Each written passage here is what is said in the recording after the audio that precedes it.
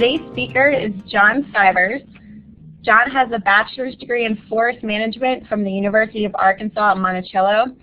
John worked for the U.S. Forest Service for 23 years in Arkansas, Alabama, and Georgia, performing all aspects of natural resource management. In 2002, he started work as a consultant forester and performs an array of resource management services for approximately 30 clients in Alabama and Georgia. We are happy to have his 32 years of experience with the prescribed fire, timber management, and silviculture today. So welcome, John, and I'm going to go ahead and hand the microphone over to you now. Okay, thank you. I really appreciate the opportunity to share from my perspective as a Association of Consulting Foresters role for assisting landowners for burning on private lands. As we know, we do a good bit of burning in the southeast, but we can always do more, and really the gain, the increase in prescribed fire in the future is going to have to come from private landowners, since that's where the bulk of the landscape is at. So I just wanted to share some perspective. The first thing I want to do is just kind of get you to think about, what is prescribed fire, and there's, several definitions, but this top one is a very short, concise, and can reach just about everybody, from the general citizen to the person that understands the science. And this is one of the talking points that we want to make sure is used when we talk about prescribed fire.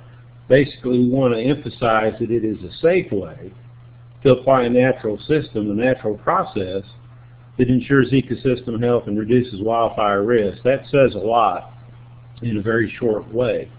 The next part, and I won't read it to you, but this is more of a legal definition, and a little bit later we're going to talk about some right to burn laws and liability and some of that stuff. So it's important to understand what prescribed fire is in a legal definition, because I know that's one of the constraints that keeps people from doing burning or doing much burning, is they're concerned about liability. So the second definition's important as well.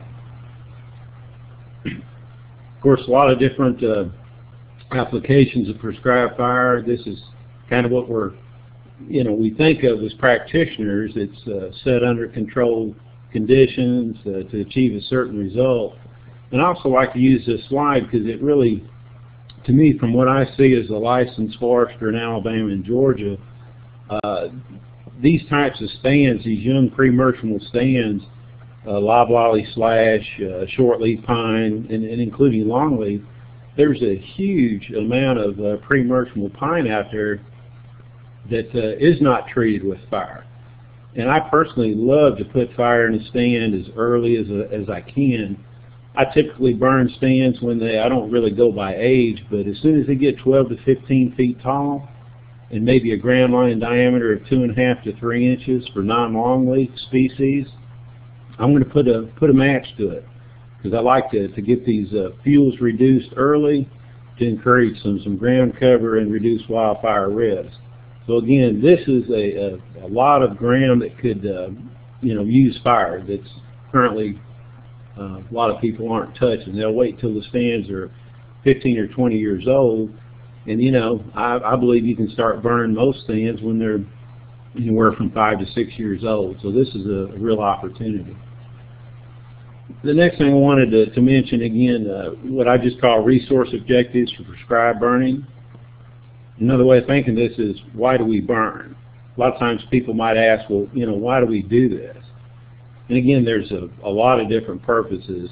And again, these are from my perspective as a consultant when I talk to landowners and give them things to think about where I see opportunities to achieve their objectives.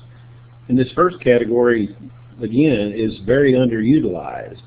I call it just pre-marking burn. Before I cruise a stand or do a first thinning, if it's a free thinning, an operator select, whatever you want to call it, or you're going to mark cut trees or leave trees, anytime you're fixing to have a timber sale activity, I like to burn the stands first, because again, it will reduce fuel, it'll open up stands, it makes the site a little bit cleaner, you can see the ground, the guys on the machines doing the cutting and skidding, anything you can do to improve their visibility and access they'll do a better job, particularly on an improvement cut or a first thinning. So again, pre-marking, burning is underutilized opportunity.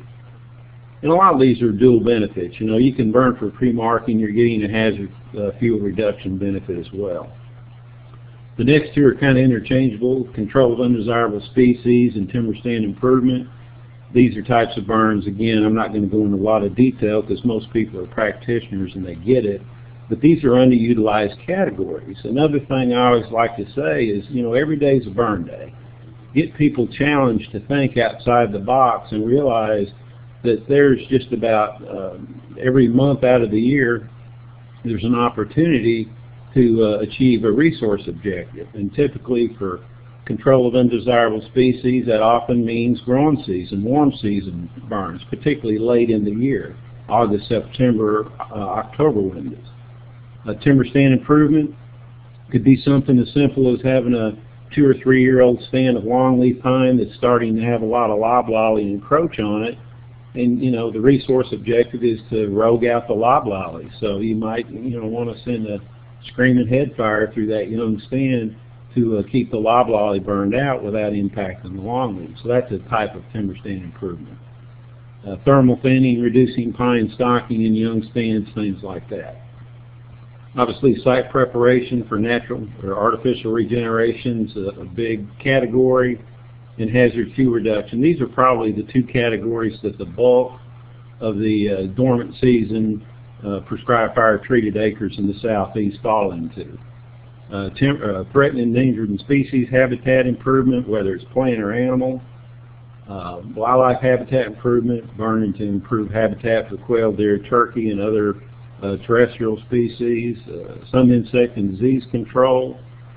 Getting rid of some logging debris, whether they're piles or windrows. Range improvement for some that are looking at having some dual benefit of timber and forage for cattle or horses. And aesthetics, as well as restoring certain ecosystems, whether it's pitcher plants or wiregrass, things like that. So these are kind of the general categories of why we burn, or resource objectives. As a consultant, these are things, and most people, you know, I'm preaching to the choir, but these are things I like for people to think about. Here's the types of services we can offer to help a landowner, you know, push the project across the finish line. And the first one, obviously, is locating fire lines. Now, that may sound real simple, but particularly in areas that haven't been treated with fire, and most of my clients have used fire, but it's always the first time, and sometimes that's kind of a big deal to go out there and scout and locate and flag, not to make sure you're clearly on the right property, but you want to get the lines in the right place so you don't cause resource impact. And a lot of times the landowner might say, well, you know, I want you to do the burning part, but I'll build the lines. And so we just like to be able to let them know we can offer all of these services, starting with locating line. Secondly is, where are you going to put the line? Are you going to use any natural features, any streams? Are you going to use wet lines? Is it going to be a constructed bulldozer line? Can you use blowers to, you know, blow out litter out of leaves and trails? Are you going to disc line, or is it going to be hand scrapes? A lot of different types of line. And again, you know, you should use the whatever type of line and standard is necessary to hold fire inside your project area. And that might be, you know, a simple scratch line, or it might be 3 blades wide. You know, it depends. But you just want to use the minimal amount and put it in the right spot to mainly, you know, reduce these impact. Another service that consultants can and should provide for their clients are notarized prescribed burn plans. And this kind of gets into a little bit later, we're going to talk about the liability issues and protection under the right to burn laws. It's got to be done that way to be afforded that protection under the law. But it's also, the professional and the right thing to do is to just prepare and document your burn plan, and we're going to cover a little bit more on that. And then obviously executing the prescribed burn and maybe doing some follow-up or monitoring. So this range of services are real opportunities for clients to deliver good products to their clients. Here's obviously a visual example. You can see the tall sage is kind of bent over a little bit. The smoke is pinned to the ground somewhat. It's a fairly a decent eye-level wind speed. But this just shows a nice fire line. It's just been burned. It's easy to patrol. The line's on a ridge top. Not much stuff as far as mop-up goes in light fuels, but this just kind of shows it all. The type of line, the location of the line, and again, you want to do it to mainly hold fire inside your project area. Right, clearly there's some considerations the consultant should include if you're going to include fire as a service in your bag for landowners. And again, these are my opinion. I personally think it's very important to be certified in whatever state you're going to operate in. I do a good bit of burning, 20 to 25,000 acres a year in Georgia and Alabama. So I'm a member of Georgia and Alabama prescribed fire councils. I'm also a certified prescribed burn manager in both states. But again, a lot of that comes towards the liability that we'll speak on in a minute. But you know, I think it's just important to be as professional as you can and be a member of these type of groups. The other thing you want to be able to show, obviously, is your insurance certificate covers smoke and prescribed fire, whether you have escapes or damages, things like that. That's very important, obviously. You want to become familiar with cost share opportunities for your clients that include fire lines and burning. A lot of times, there's all kinds of cost share opportunities out there, and the more you know about that, the more you can intelligently talk to your clients and let them know that that opportunity possibly is out there if they qualify. I also believe you should develop your own specific burn plan format. Nothing in the law says it's got to look a certain way. Now, there are minimum standards that we'll talk about in a minute under liability protection if you're going to do this, but you know, each burn is separate and unique, so your burn plans need to be fluid and dynamic as well. In this day and time, if you're not familiar with some mapping software, GIS type systems, they can make your job much more efficient. It's very professional looking, and you know, the days of just drawing maps by hand are kind of past. So if you want to get into this end of the business, it's very important to get familiar with that. And also, I think it's real important as a consultant, as you consider including prescribed fire or increasing that service to your clients, that you consider, again, think outside of the box. I do this quite a bit in Georgia and Alabama. I'll utilize volunteer fire departments to be visible, just because I know everybody's got a cell phone, and to limit the calls that will come in. Some extra eyes on the burn. It's just mainly visible for the public, so the public's not thinking it is some uncontrolled fire. And again, make a donation. They appreciate it. They're glad to come out and help.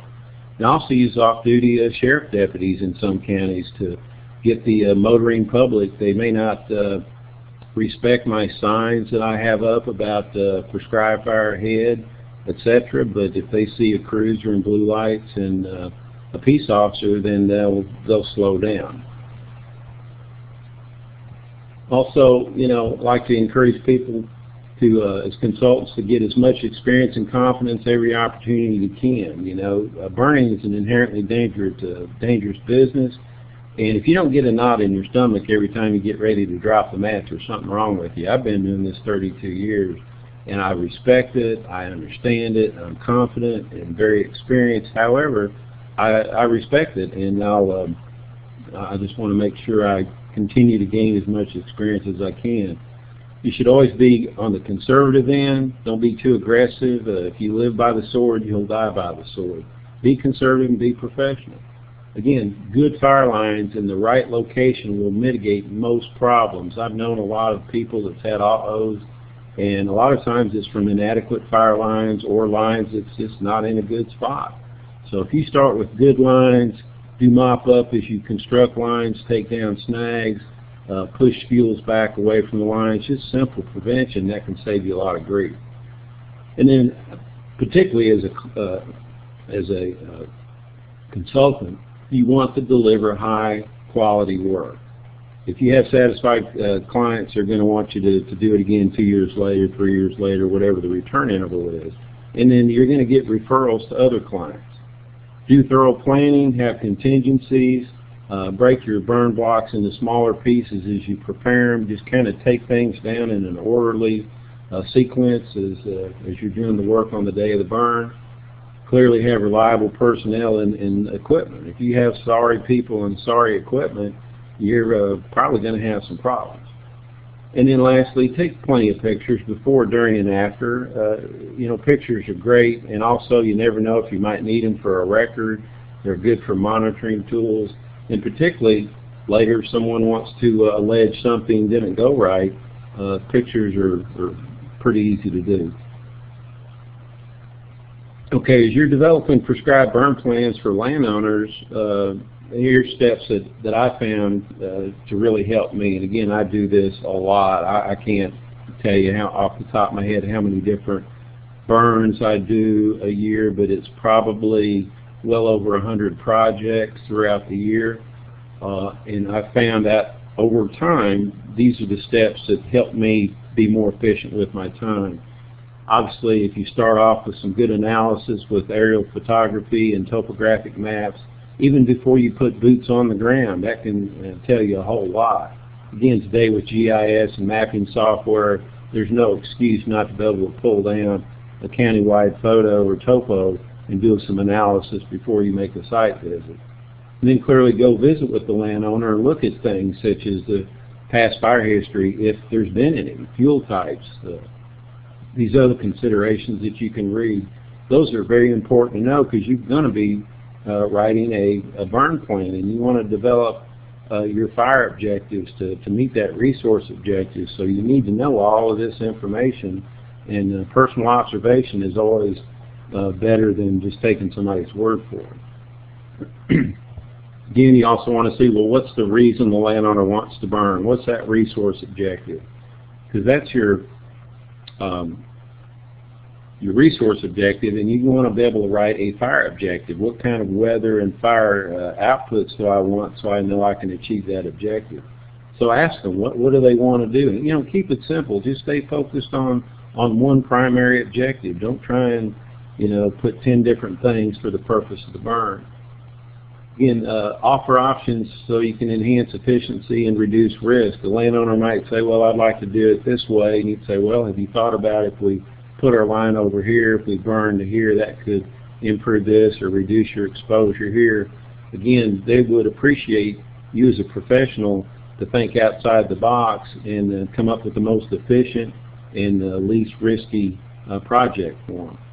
And help them understand the timing for treatments and issues and constraints that's specific to the burn. And again, you know, determine their interest and eligibility for cost share for the burn you're doing now as well as future burns, because often they don't know these opportunities. And as a consultant, clearly you want to agree on the treatment, timing, costs, and expectations. Have that formalized so there's no questions or concerns later. As you develop your fire objective to meet your resource objective, this is where this group of things like season, the method of ignition, are you going to light it by hand off an ATV, the aerial ignition, what type of technique, ring fire, flanking fire, etc. These other particulars on fuel moisture, flame lengths, fuel models, KBDI, probability of ignition, all of these other things, you need to understand that. Now, most of you probably do as practitioners, but if you don't, then you need to get signed up for a burn course in the state that you operate in. In Alabama, we put on 2 or 3 4-day certification courses a year, and we cover all this stuff in great detail. And when people walk away from that 4-day course, they know how to calculate probability of ignition, fuel moisture, flame lengths, spread rates, all of this technical stuff to help them better refine their plan. Again, you want to develop a written plan, have your good smoke screening done, your contact list, contingencies, mitigation. All of these things are steps that a consultant should do if you're going to provide a quality service for your landowners. I wanted to jump into this real quick. It's kind of a departure, but it does affect this topic of prescribed fire on private land with the consultant's role is the Coalition of Prescribed Fire Councils Incorporated is an overarching national coalition, and this is their overarching goal, of course, is to have one voice to help practitioners, policymakers, and regulators, as well as citizens, understand the issues that surround prescribed fire use. And they do that, as it's stated, through the mission. So a little bit later, if you've never visited this website, please take a look at it, because this is a really good group. They do a lot of heavy lifting and chase these issues that are common to all of us. This is a current map showing the number of states that are currently have prescribed fire councils. You can see the Southeast is painted in really good, and there's a few developing councils in the Northwest and the Southwest and the Northeast. But again, all of these states have individual fire councils, and the coalition kind of helps run interference at a high level, a national level, for these types of issues. In Alabama, if you've never visited the Alabama Prescribed Fire Council site, you can see the website there. Our mission is real simple, but it's hard hitting. We want to protect as well as conserve and expand is a key word, the safe use of prescribed fire, because Alabama has a fire-adapted landscape. So that's what we are fighting like hell for our clients and for all of those fire practitioners at a state level. All right. Again, each state, most states have a certification process. If you want to become a certified prescribed fire manager, then there's a process in most states, and that's important because, first of all, you're going to be given a license and achieve that standard, and then from a liability standpoint, it will also protect you under those states that have right to burn laws. In Alabama, our certification course is a 4-day course, and I mean, it is a lot of stuff. But when people walk away from that after 4 days and take their test and pass, they've learned a whole bunch. And then once every 5 years, if you take a 1-day recertification, you'll keep your ticket punched that way. But if you let that lapse, you've got to go through it again. The main, a lot of advantages of being a certified burn manager above the liability protection is you can get your burn permits online, and this whole process is managed by the Alabama Forestry Commission. So each state's a little bit different, but again, be certified. Wanted to show a couple of slides, and this is common to most folks. These are basically impediments to conducting prescribed burns on private land, and it also fits whether it's industry land, state land, federal land, about anybody has these similar issues. Now, the ones that are underlined are going to be the top 4 that apply to the Southeast, but these are kind of common to the country. First of all of these impediments are really kind of similar to whatever user group of prescribed fire you are. As a consultant, as an individual landowner, as an agency person, they all kind of facing the same battles. The Coalition of Prescribed Fire Councils did this survey last year with all 50 states, and I think at the end of the presentation, if you hadn't seen this, you need to take a look at it. Go to that website and look for that 2012 survey, and there's some really good information in there that discusses these impediments. So starting with them, you know, obviously wild and urban interface. A lot of people are moving out into the Tules, where we didn't have to worry too much about daytime, nighttime smoke. Now things are different because a lot of people have homes and farms out in the country that used to wasn't there. And sometimes just low priority is an impediment, you know. And what I see when I hear that it's a low priority for a landowner or an agency, what I think that means is it's talking risk. They don't want the risk, so it becomes a low priority. They don't want to spend the money, they don't want to take the risk, so it becomes low priority. And that's a shame because there's a lot of very low to moderate complexity type burns that could be done, and people are just not even trying.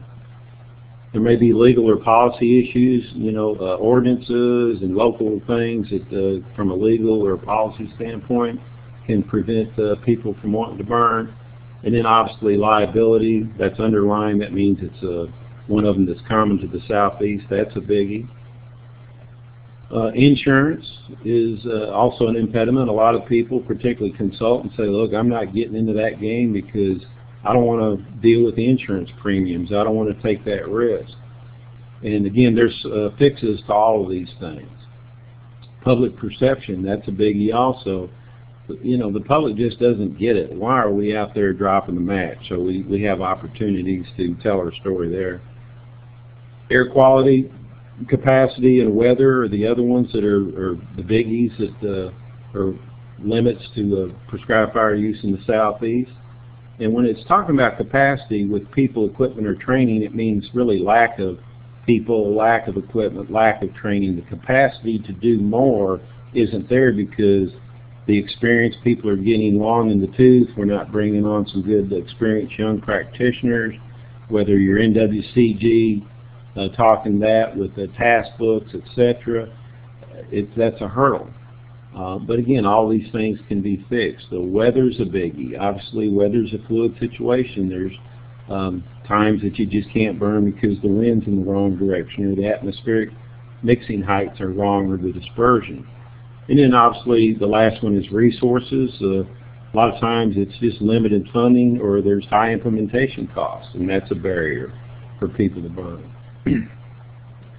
In Alabama, the liability protection, and it's similar in other states, but basically here's what the law says. No landowner or their agent that complies with the Act shall be liable for damages or injury caused by fire or smoke unless the landowner or their agent, the consultant, fails to act to the degree of care required by others similarly situated. In Georgia, the standard is gross negligence. So again, there's nothing to fear. If you are a certified burn manager and you do these things that's on the next slide where this kicks in, provided that you have a certified burn manager that's supervising the burn, you have a written prescription plan prepared that's witnessed or notarized ahead of the burn, you've been issued a burn authorization, and the burn's conducted to any other state laws applicable to burning, local ordinances, whatever, you can't be held liable unless you really go out there and do something, boneheaded. So the right to burn law is tremendous protection. Now, you should do things professionally and be insured and whatnot, but this is a good thing to be part of. Now, in Alabama, you don't have to be a certified burn manager in order to burn. You don't have to have a written burn plan. But if you want protection under the law, you've got to do these basic things. For a burn plan under the Alabama Prescribed Burn Act, which was done in 1995, there's some minimum standards, and again, they're pretty basic. So these next couple of slides just show whatever your burn plan format you want it to look like, here's some minimum standards that you've got to have in there if you want protection under this law. Now I want to show just a quick example. Again, I encourage people to do their own plan. This is just a quick visual. This is the spot you can see on the east side. We have a dozer line. On the west side, we have a state highway. We have a little bit of a wet line on about a 300-acre block. So if that's the area we want to burn, and again, I use this in a GIS, then here's the burn plan format that I use. And again, it basically has everything that's the minimum standards and a few extra things. And that way, I can prepare these burn plans efficiently, quickly on a computer. It's got everything in there that helps me really think the process through. And you don't want to do these, 5 minutes before you burn. You want to try and do this, months in advance. Think about it, read it again. Make sure you've got everything in there, because one day you might have somebody looking over your shoulder looking at this burn plan if you had a situation, and you want to make sure it's going to pass muster. So again, you got the landowner's contact info, where the track is, the resource objectives, specific objectives, describing the burn unit, talking about topography, fuel models, fuel loading, what kind of control lines do you have in? What are your resource needs for that burn? Do you have any adjoining concerns, special considerations, so on and so forth, and down to mitigation. This is a real key one. You just want to make sure you have things in there that in case something happens, this is what you're going to do. So if it does happen, you just go ahead and pull the trigger and do it. And you know, that's where a lot of people mess up. Things start to turn on them, or the wind changes, they have the smoke episode, and they're reluctant to quickly do the right thing. But if you have all of this written, and you just, as the saying goes, you train like you fight, and then you fight like you train, you have these advanced contacts made, and if you have to pull the trigger and shut down a road for public safety standpoint, you know, so be it, do it. So you got to have these contacts made. Then you have things like your burning permit, your prescription parameters that's desired, as well as the day of the burn, your forecast. You have a block for on-site weather and fire behavior observations, a list of contacts, and again, the date you prepared it in time, so when you sign it, you can have your signature witnessed or notarized. And then you want to get into some post-burn evaluation, possibly with some basic monitoring. Now, there's a lot of tools out there that can assist you doing the planning and execution. And there's a lot of good ones, particularly in smoke.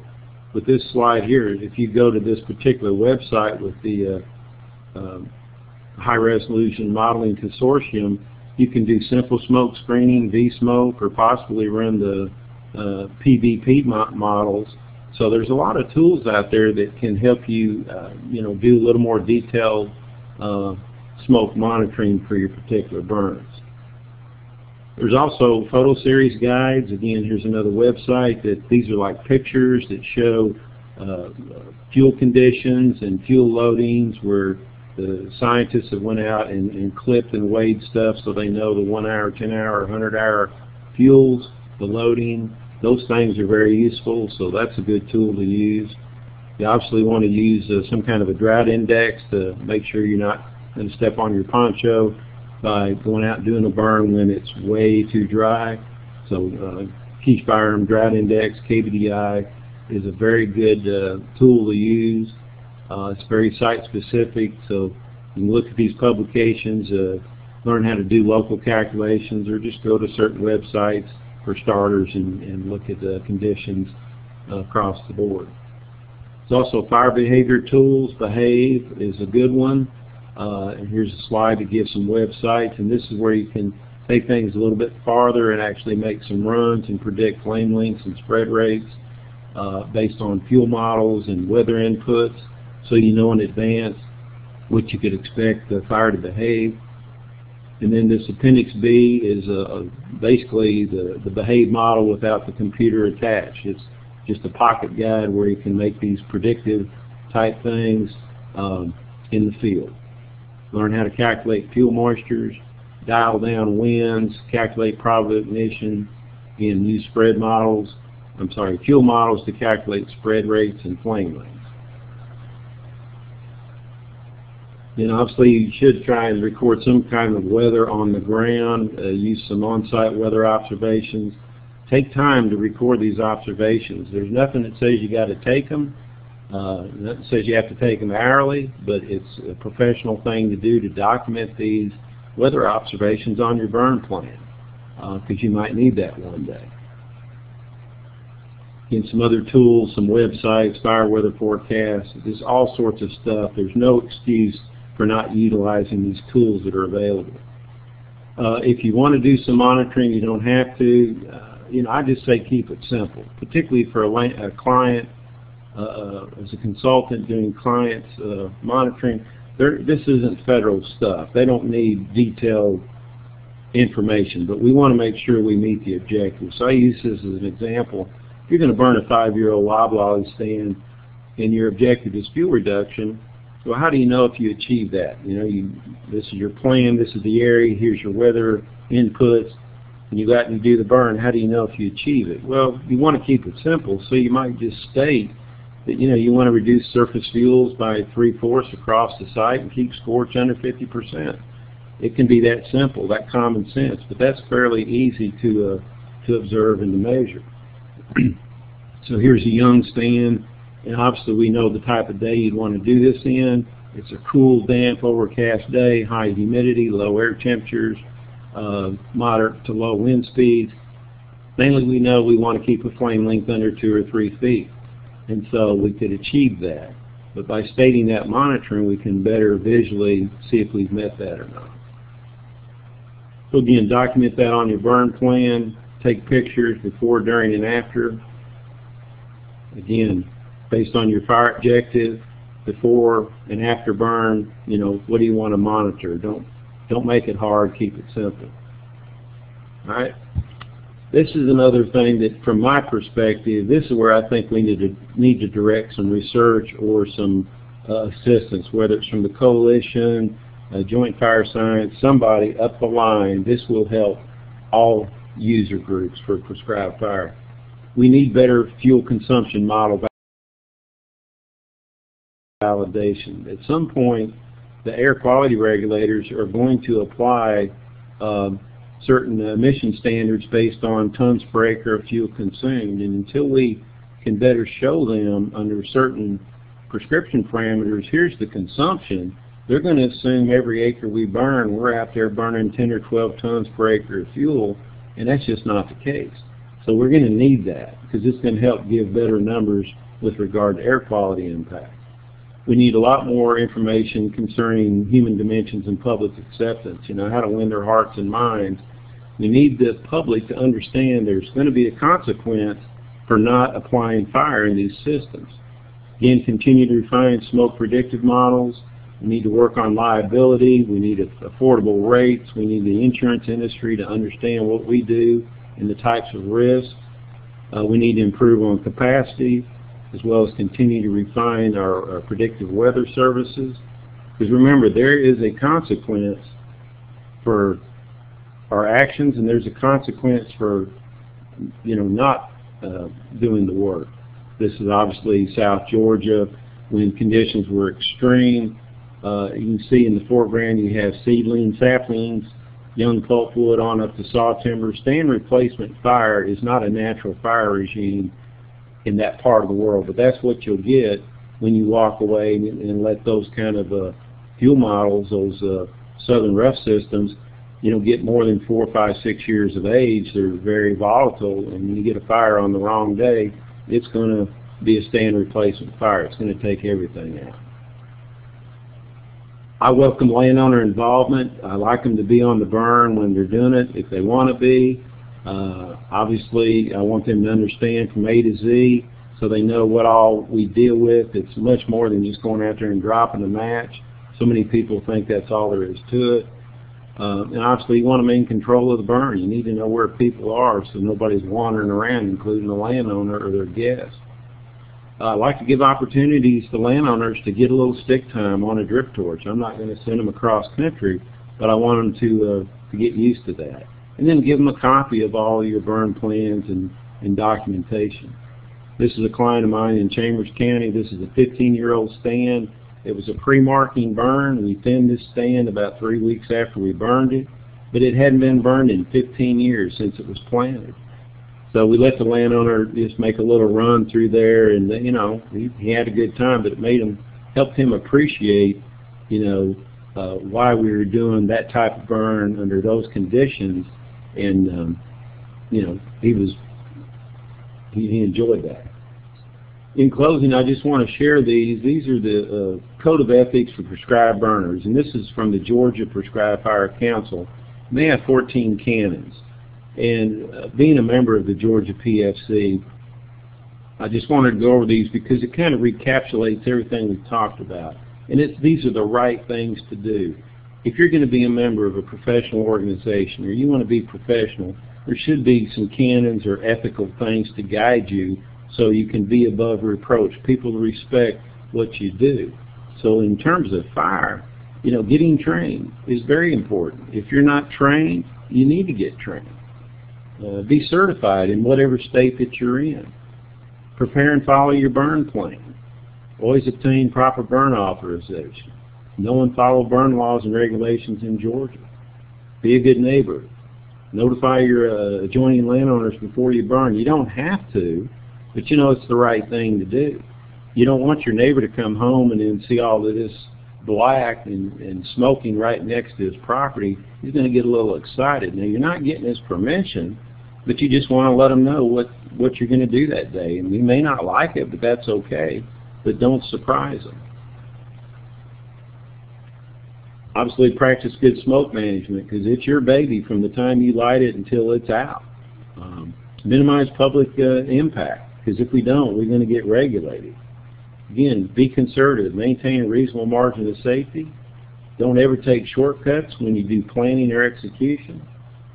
Maintain situational awareness. Just kind of don't get too focused in on what you're doing. Kind of always be looking at the big picture and never fail to act when you see something starting to happen. Don't wait till it happens. Anticipate it. If this happens, I'm going to do this, and be prepared to pull the trigger. Don't fail to act when the time comes. And the last two, to sum it all up, is, you know, the public really deserves, this is the uninformed public, they deserve our highest degree of professionalism with a minimal impact of their daily routines. They don't understand why we're doing that, but you know what? We got to respect that and be as professional as we can. And remember, it's not how much you burn, it's how safe you burn. You know, everybody talks about, oh, how many acres did you do? How big was the tract? You know, it's quality, not quantity. That's the most important thing. And then lastly, you know, common sense will take you way down the path. And this is a saying I've been using for a long time. It's not hard to be wise. Just think of something stupid, and then don't do it. Now, this is a real picture. I mean, here's this old boy that for whatever reasons is burning his lawn off, and it seemed like a good idea at the time to, you know, do direct attack with a John Deere lawnmower. It's probably not the wisest thing to do. Again, be professional. Well, with that, we got a few minutes, I guess. I'm going to turn it back over to Jennifer, cut my mic off, and take some questions. Yes, John, thank you. Thank you for that presentation. So once again, for those of you that joined us during the presentation, my name is Jennifer Evans.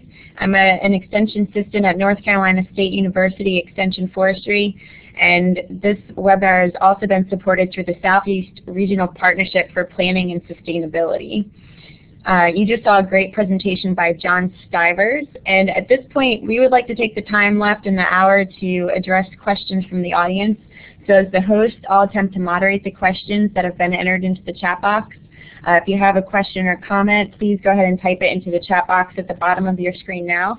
And John, I'm going to go ahead. We've already had several questions from earlier in the program, so I'm just going to go through them as we got them. But first, I wanted to mention there was some discussion after you had mentioned the notary. There was some chat back and forth in the chat box about the notary process, and the question was, does the notary have to know about what is required in the prescription to notarize it?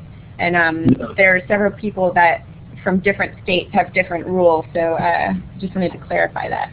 Right, that's state specific, and that's a good question, but I believe this is the case. The intent is for the notary or the witness is not stating that they think you got a good plan. They're basically witnessing or notarizing that you prepared, that's your signature at that date and time, and the purpose of that is so you can show that you prepared the burn plan ahead of the burn. Nobody is saying the quality of your burn plan, so it's literally just witnessing the date and time that you signed that thing, and that would be what is used to make sure somebody couldn't accuse you of doing the plan after you had a problem with the burn. Okay, great. Yeah, we had somebody from Arkansas say that the notarization of the plan is designed to demonstrate due diligence in planning and preventative measure in the event of future liability claims. Okay, so our first question that came up was, as a consultant, if I recommend prescribed fire and flag the area to be burned, but don't actually take part in the burn itself, am I liable if it gets away? I wouldn't think so, because you know, well, let's look at it this way. If a landowner and his agent, you know, if there's a problem, they're going to sue everybody, okay? They're going to go after the landowner, the guy doing the burn, everybody they can think of. And so you're really vulnerable if you're not a certified burn manager, for starter, or the landowner's not certified. And so if you haven't done those basic things, you know, then you can be in a legal arena. But if all you did was flag the lines and wrote a plan and told the guy everything, but you didn't drop the match, I'm no attorney, but I would say that you know, you might be named in a lawsuit because they're going to go after everybody, but I think you have very little to fear because you weren't actually doing the ignition and you weren't the one that was advancing fire across that property before you had a smoke episode or an escape. So I'd say you'd be pretty safe. But don't take it personal if you get named in a lawsuit. They're going to name everybody. Okay, great. Thank you. Our next question is, how has the temporary government shutdown affected programs such as WIP and EQIP? And we did have somebody from the audience say, from Georgia, I believe it was, that the Farm Bill programs haven't are on hold, but they hadn't received any specifics yet. Do you happen to know? Have you had any experience with that in the last couple of weeks? Yeah, I've actually got the last week. I've got quite a few invoices I'm ready to submit for constructed fire lines on projects that are, you know, we have contracts on for WIP and EQIP. It's always a continuous sign-up.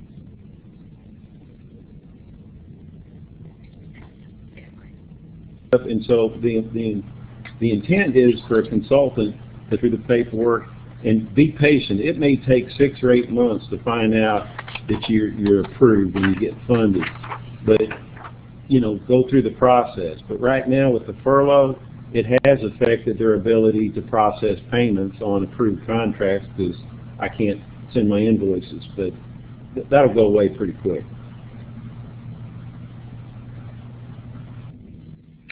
Okay. Our next question was, who should witness the burn? And I believe this might have been in reference to your slide 27, so I'm going to try to go back to that slide right now. Requirements.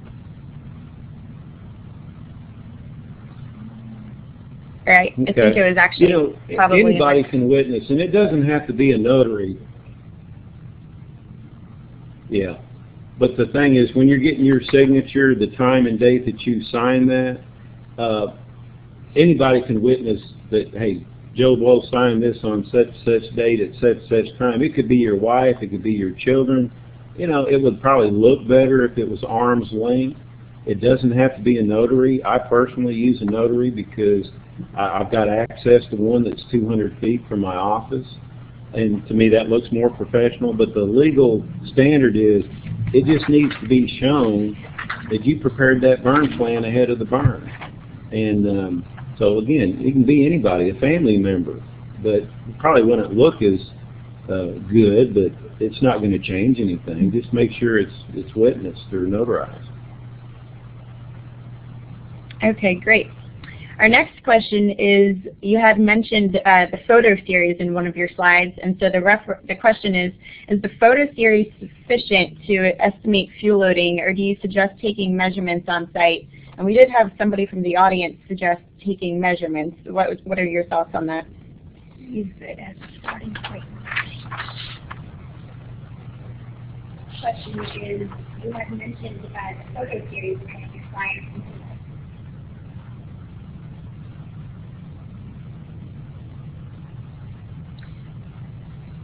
John, are you still there with us? You know, as a consultant with a landowner, I don't think we need to go to that level. We're not actually trying to show the exact consumption. There's all sorts of things you can do with nails pushed in the logs, etc. But it's like, how deep do you want? Yes. Can you hear me? Yes, hello? We can hear you, John.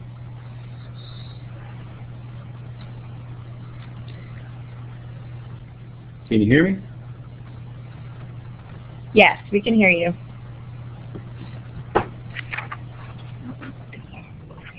Okay.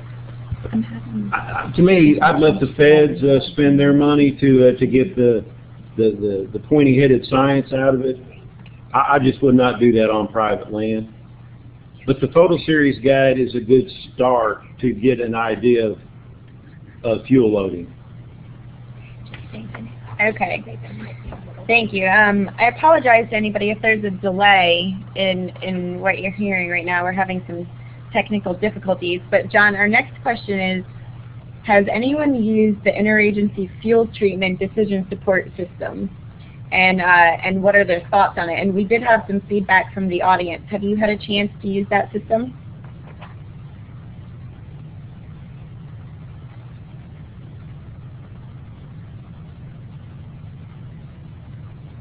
No, not me personally.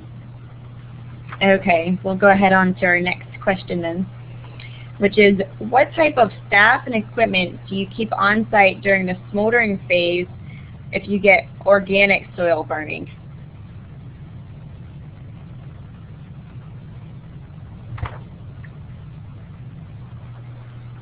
Well, I've been fortunate by the grace of God, and mainly just, looking at KBD, I've never lit off the organic soil, so I've never had that problem where I regretted burning a certain tract where I had to babysit it. So I don't have any, I can't speak to that from experience, but the point would be, to me, you stay with it as long as necessary and you do whatever you need to do to protect the public. As embarrassing or as costly as it may be, you just can't walk away from that and let smoke cause an accident or property damage. Again, from the time you light it until it's out, it's your baby.